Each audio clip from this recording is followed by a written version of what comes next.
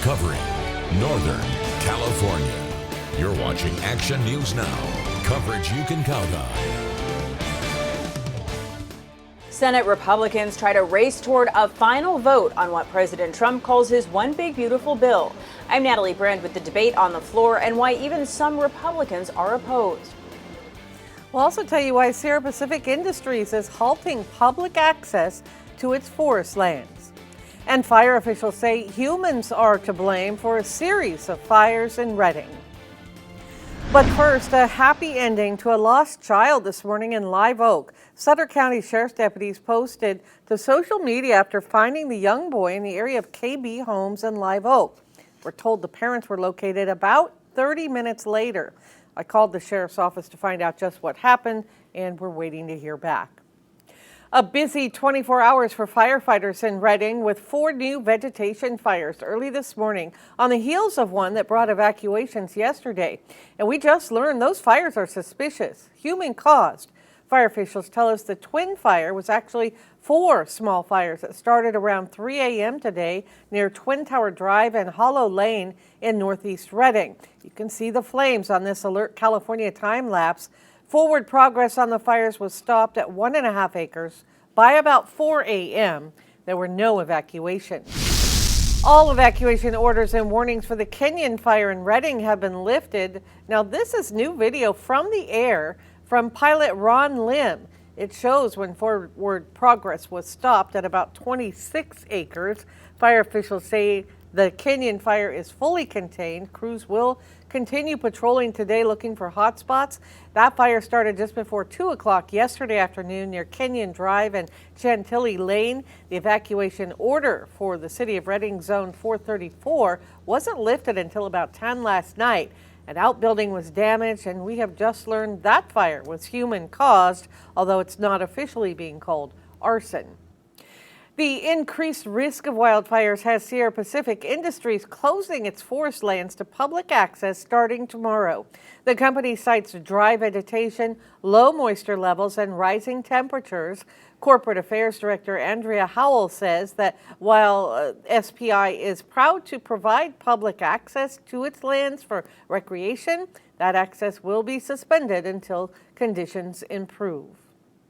This is a live look from the Bear Mountain Shasta Alert California camera, showing somewhat hazy skies out today, and we're expecting another round of hot temperatures. Court Klopping here, tracking the latest. Yeah, Linda, that's right. The temperatures staying hot for today, but we're also adding in a greater chance, that is, of thunderstorm activity in our higher elevations today, and that's a huge concern with how dry our fuels now are across our region. Here's the view from the Deer Creek Highway camera. It's just up Highway 32 east of Chico, looking west over the valley. Blue skies overhead in this live look right now.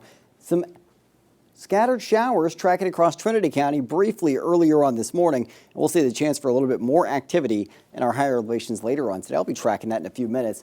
84 degrees right now for Chico, sunny skies, wind out of the south of 6 miles an hour, 92 degrees already for Redding with sunshine and south wind to 8 miles an hour, 90 degrees in Red Bluff with sunshine, and currently 88 degrees in Orville. Sunny skies with southeast wind to 7 miles an hour. So warming up quickly. High temperatures today ending up in the mid 90s to lower triple digits in the valley. Southeast wind to 10 miles an hour, humidity down to around 21% or a little higher. So moderate to high fire danger, and that's really high for our higher elevations where that threat of thunderstorms is returning. I'll be tracking where active weather is looking likely today, how hot will end up in your backyard this afternoon, and some welcome changes on the horizon your 4th of July. Right, thank you, Court. Firefighters responded to some new fires that broke out overnight in Shasta, Tehama, and Butte counties. According to Watch Duty, the Mary fire started north of Redding last night just before 10.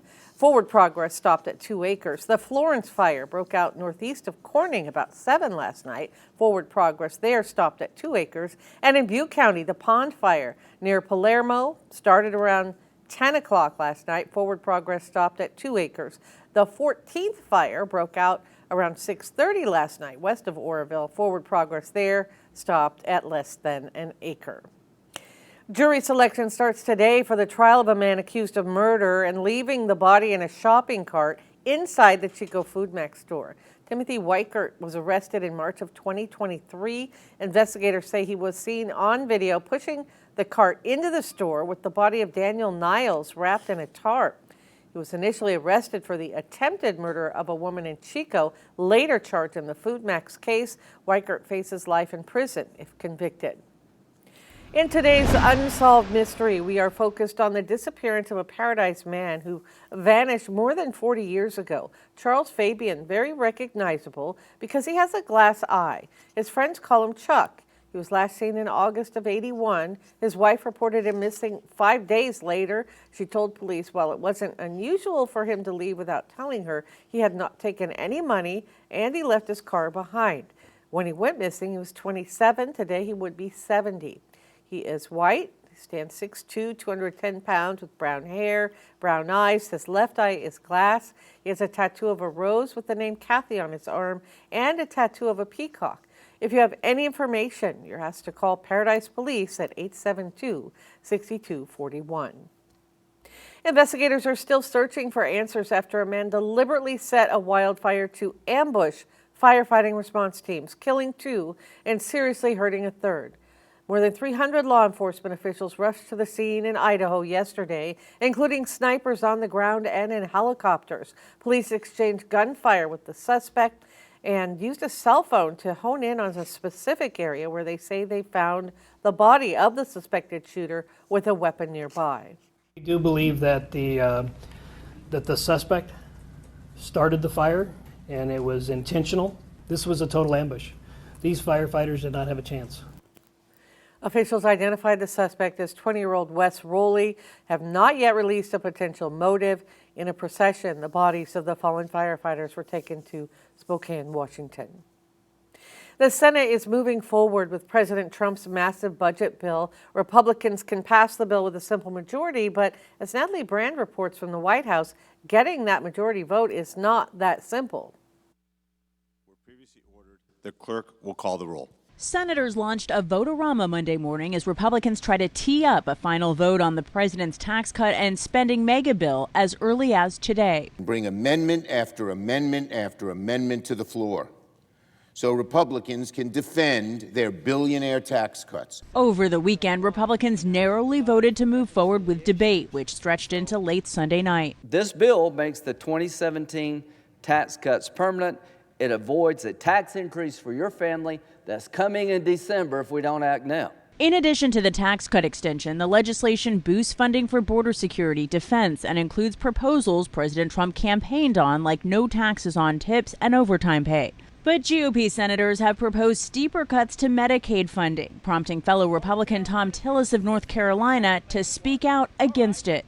So what do I tell 663,000 people in 2 years or 3 years when President Trump breaks his promise by pushing them off of Medicaid? On social media, President Trump lashed out against Senators Tillis and Rand Paul for opposing the bill. The president even saying he would be meeting with potential primary challengers who could run against Tillis.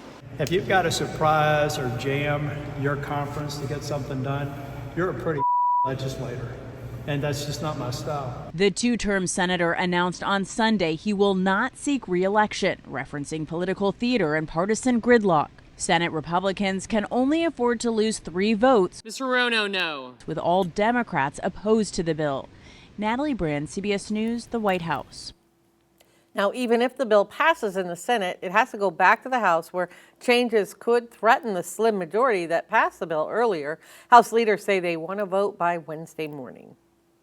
Jury selection, or I should say deliberations, quickly hit a snag at the Sean Diddy Combs sex trafficking trial today. The panel of 8 men, 4 women started their closed-door discussions this morning. Barely an hour later, the foreperson alerted the judge that a juror was having trouble following the judge's instructions. The judge reminded them to follow what he said. The 55-year-old Combs has pleaded not guilty to charges that include racketeering, conspiracy, and sex trafficking. If convicted, he could face up to life in prison. A child and her father rescued after falling overboard from a Disney cruise ship.